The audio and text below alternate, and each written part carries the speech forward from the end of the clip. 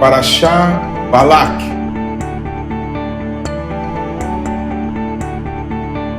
Você sabia que Deus usou um homem maligno para falar algumas das palavras mais maravilhosas a respeito do seu povo Israel? Também, não é? Até uma mula Deus faz falar para que a sua vontade seja conhecida. A vontade de Deus. Cuidado, hein? No seu descuido, o inimigo pode te atacar e o seu fim pode ser terrível. Vamos ver isso juntos? Shalom, pessoal! Eu sou Paulo de Tarso e esse é o programa A Minha Torá.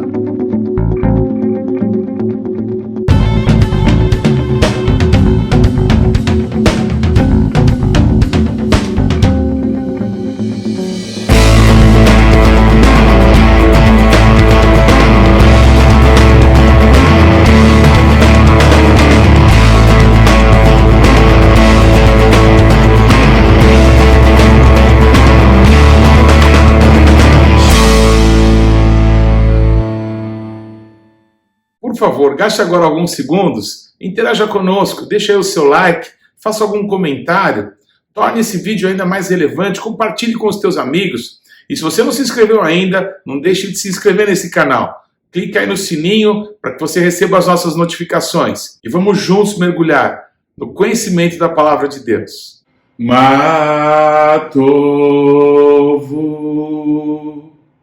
Ohalecha Yaakov Mishkenoteha Israel Vaniv Berov Hasdeha Avo Beteha Eshtave El Haikor Kocheha Beirateha.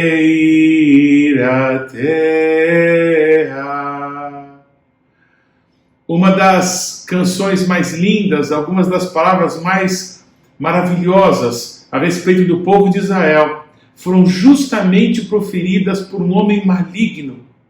Não porque ele pudesse ter dele alguma coisa boa, mas senão porque a palavra do nosso Deus veio sobre ele. Essa é a Parashá Balak. Balak, rei dos Moabitas, um homem que temia Israel, porque Israel estava passando ali por sua terra, ele temia que fosse alvo dos ataques, não é, do povo de Deus, embora Moisés tenha se comprometido que se bebesse ou comesse alguma coisa, pagaria por isso, mas a maldade de Balak, não é, o medo que ele tinha para com Israel, não lhe permitiu ouvir o bom senso, e ele contrata um agoureiro, alguém que pudesse amaldiçoar a Israel. Ele contrata um homem que era conhecido por ouvir a palavra de Deus, por conhecer a Deus, e que não era do povo de Israel. Então, uma das primeiras coisas muito interessantes na Parashá Balak é nós sabermos quem é esse homem, quem é Bilam. Muitas pessoas têm curiosidade de onde surgiu. É uma das Parashás que tem o nome de alguém que não é do povo de Deus. Balaão em português, Bilam. Quem é esse homem? Ele é um moabita. Ele é um descendente de Abraão com a mulher que ele tomou depois da morte de Sara. Keturá, uma mulher descendente de Afé, um dos filhos de Noé. É dessa mesma linhagem que nós temos Itró, Jetro, sogro de Moisés. E nós vemos então, tanto no caso do sogro de Moisés, como no caso de Bilam, de Balaão, pessoas que temem a Deus. E por que temem a Deus? Porque são circuncidados, porque tem noção da aliança que o antepassado deles, o patriarca Abraão, fizera com o nosso Deus, né? Todos os homens que nasceram na casa de Abraão tinham aliança, eram circuncidados, tinham os mesmos valores que o Abraão ensinou para Isaac, também para Ismael. Agora os filhos de Quetura que foram espalhados tinham também os mesmos valores. Então nós estamos falando de pessoas que, de certa forma, conheciam a Deus, não tinham a aliança que que o nosso Deus dera a Isaac e a Jacó por intermédio de Abraão, mas eram pessoas que de certa forma sabiam que Deus existia, sabiam que Deus é o único Senhor, não é? Portanto, eram pessoas, no caso de Bilam, pessoas que conheciam a voz de Deus, sabiam quem era o Senhor. Porém, o problema aí é o caráter desse homem. É um homem que se vendia por dinheiro. Mas o mais interessante na Paraxá, que leva o nome de Balaque, é que nem Balaque é o mais importante, tampouco Bilam, mas o povo de Israel me parece ser o mais importante, me parece ser o centro de tudo. E quando falamos disso, falamos, é claro, da vontade de Deus, do propósito de Deus para com o povo de Israel. Porque o nosso Deus, ele não escolheu um povo para ele fez um povo para que esse povo pudesse ser o testemunho do Eterno diante de todas as nações da terra. E uma das palavras que Bilam, ele não conseguindo amaldiçoar o povo de Israel, ele declara, é que o povo de Israel não é um povo que seria contado entre as nações. É mesmo um povo que tem valores, que tem costumes, que tem uma visão de mundo diferente de todos os outros povos, por causa da presença de Deus no meio deles. A diferença de Israel para as outras nações é Deus. Falamos disso numa outra paraxá. É a presença de Deus no meio do povo que os faz diferentes de todos. É assim também conosco, entre os não-judeus de todas as nações da terra, alcançados pelo amor derramado sobre nós através de Yeshua. Então, se não é para nós tão importante quem era Balaque, tampouco Bilam, então quem é esse povo? Quem é esse povo que o nosso Deus não permite que seja amaldiçoado? Quem é esse povo? Muitas pessoas dizem, esse povo é o povo que matou Jesus. Outros dizem assim, esse povo é o povo que se acha melhor do que os outros. Outros dizem, não, é um povo que quer viver sozinho, não se mistura. Então muitas pessoas têm muitas coisas, não é, que falam a respeito do povo judeu, do povo de Israel. Mas o que a Bíblia fala a respeito desse povo? O que o nosso Deus tem no seu coração a respeito desse povo? E o que Deus quer gerar no teu coração a respeito desse povo? Fica muito claro que até uma mula vai falar para que o propósito de Deus seja cumprido. Então, se Bilam ele era fiel a Deus ou não era fiel a Deus, pouco importa. O que importa não é o profeta, mas é as palavras da parte de Deus que saem pela boca do profeta. Isso é um marco para que possamos analisar alguns valores que certamente vão confrontar posições nossas. Está escrito em Provérbios que a maldição sem causa ela não prospera. Então, por que Deus ele teria que empenhar tanto esforço, não é? Ele, durante 3 ou 4 vezes, ele impede que Bilam, que Balaão amaldiçoe o povo de Israel. Pelo contrário, o nosso Deus faz com que na boca de Bilam existam palavras de bênçãos, como Matovu, que daqui a pouquinho eu vou lembrar, vou traduzir para você. Né? Então, palavras maravilhosas. Por que o nosso Deus empenhou tanto esforço? Será que porque o povo tinha muitos problemas, muitos pecados? E se Bilam conseguisse amaldiçoar o povo, sim, seria um problema gravíssimo para aquele povo. Será que o nosso Deus se coloca entre Bilam e o povo de Deus, entre Balaque e o seu ódio contra o povo de Deus, para que eles não pudessem ser amaldiçoados? Será que Deus faz isso ainda hoje para conosco? Porque não obstante os nossos erros, não obstante tantas situações que fazemos, contrário à vontade de Deus, muitas vezes pela nossa própria conta e risco, não é, achando-nos donos dos nossos próprios narizes, mas o nosso Deus tem um propósito muito bem estabelecido, firme para conosco, não é?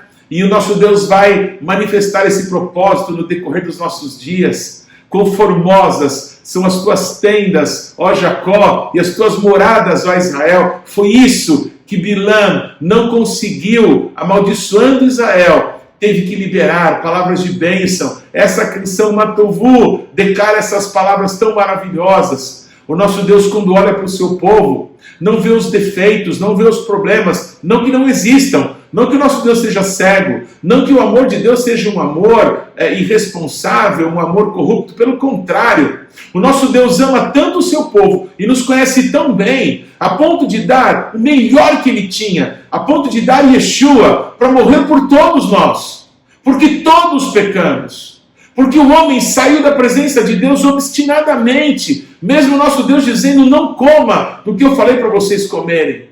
Israel, logo depois de ter sido arrancado do Egito, logo depois de ter visto a glória do nosso Deus no Monte Sinai, ele faz para si mesmo um detestável bezerro de ouro. E o nosso Deus, ele é afrontado pelo povo de Israel quando, através de uma rebelião, Corá, Datã e Abirão se levantam contra Deus, se levantam contra a liderança que Deus estabeleceu. 250 homens são mortos, consumidos pelo fogo, por causa de rebeliões, por causa de pecados, de arrogância, não é? De incredulidade. A nação inteira de Israel morreu no deserto por causa de incredulidade. Aquela geração não tinha problemas, por isso que Deus não permitiu que Bilã os amaldiçoasse. Pelo contrário, aquela geração morreu no deserto. Foram os filhos daqueles que morreram no deserto que foram levantados como conquistadores da terra prometida. Por quê? Porque o nosso Deus faz com que uma mula abra sua boca e fale as palavras de Deus. Por quê? Porque mesmo na boca de um homem corrupto, de um homem maligno, o nosso Deus pode falar a sua verdade, porque o nosso Deus é o soberano, porque o nosso Deus tem o controle de todas as coisas. Ele é o Senhor absoluto. Não vale encantamento contra Israel. Não se pode amaldiçoar quem é bendito. O nosso Deus, ele estabeleceu para com a casa de Israel, mas também para com o seu povo, pessoas juntadas pelo poder do sangue de Jesus de todas as nações, juntou como sua propriedade particular. Ele nos chama, não é, de sacerdócio real, ele nos chama de sua propriedade peculiar, sua propriedade exclusiva. É assim que o nosso Deus olha para nós. Então o que nos cabe? Nos tornarmos arrogantes, nos considerarmos superiores aos outros? Infelizmente fazemos isso no nosso meio. Não se pode amaldiçoar quem é bendito. Não vale encantamento contra Israel. Meu Deus do céu, quem pode ser louco o suficiente para que possa fazer uma obra de feitiçaria contra quem o Senhor escolheu? Para que possa amaldiçoar quem o Senhor bendisse, quem o Senhor abençoou? O nosso Deus disse a respeito de Abraão e da sua descendência: benditos os que te abençoarem e malditos os que te amaldiçoarem.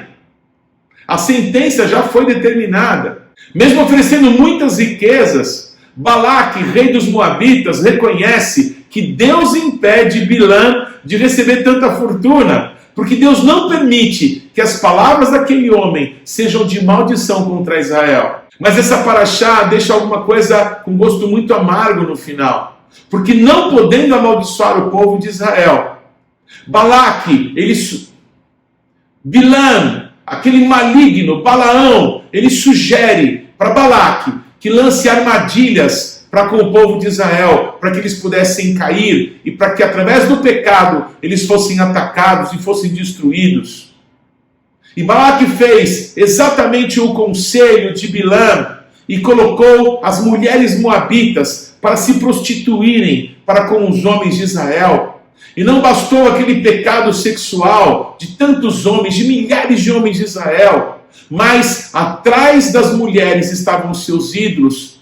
Por isso o nosso Deus, ele não permite que o povo do Senhor se case com pessoas de outros povos. O problema não é o casamento em si, mas é a cultura, os deuses, a manipulação, os desvios que isso vai gerar.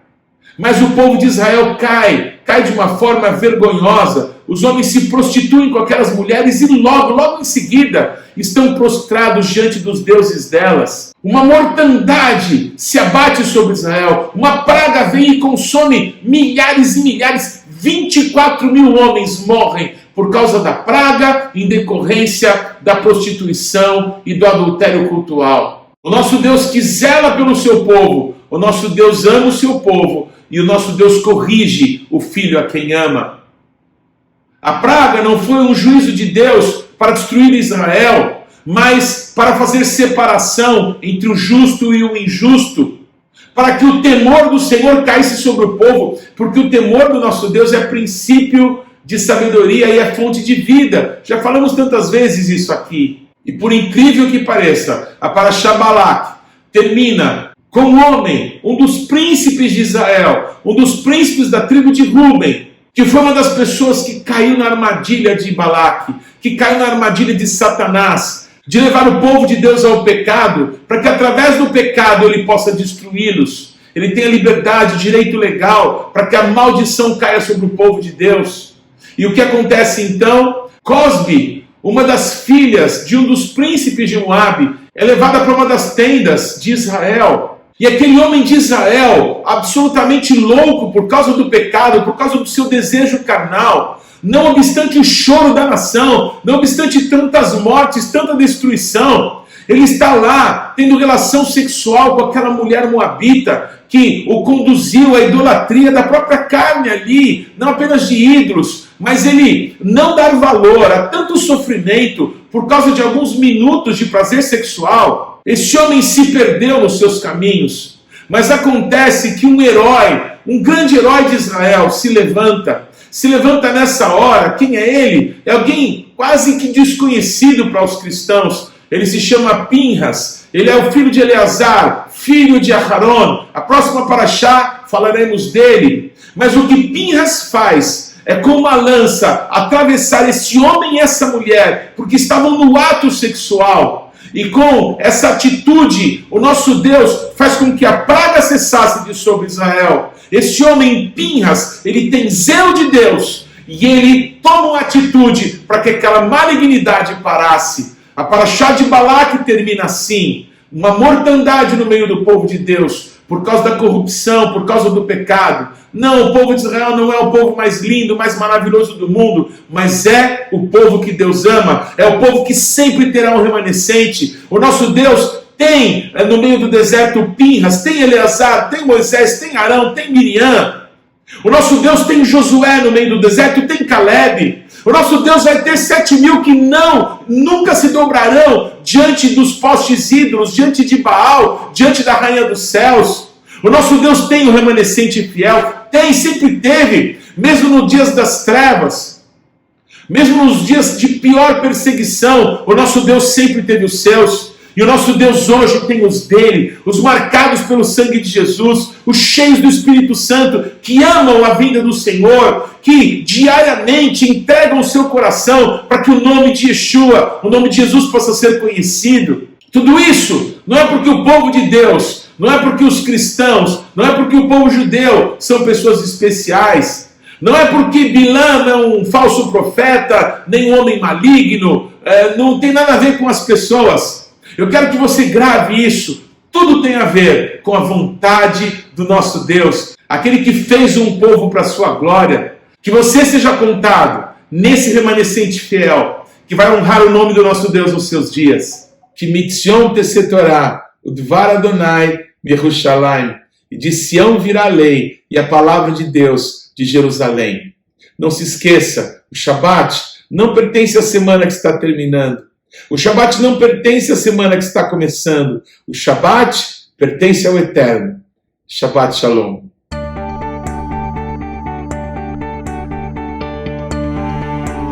Não deixe de ler ou de ouvir os textos que foram citados na paraxá dessa semana. Você pode acessá-los ou no nosso site ou nas principais plataformas de podcasts. O importante é que você, pessoalmente, mergulhe no conhecimento da Palavra de Deus. Você pode participar ativamente do programa Minha Torá, se inscrevendo no nosso canal, mandando perguntas, interagindo, compartilhando com seus amigos, porções que vão te edificar. Mas também você pode fazer parte disso, semeando financeiramente, para que esse canal se desenvolva ainda mais. Então você pode usar os nossos dados bancários para que você possa fazer contribuições, para que a palavra de Deus possa alcançar muitas outras pessoas. Vamos fazer isso juntos. E que Deus te abençoe.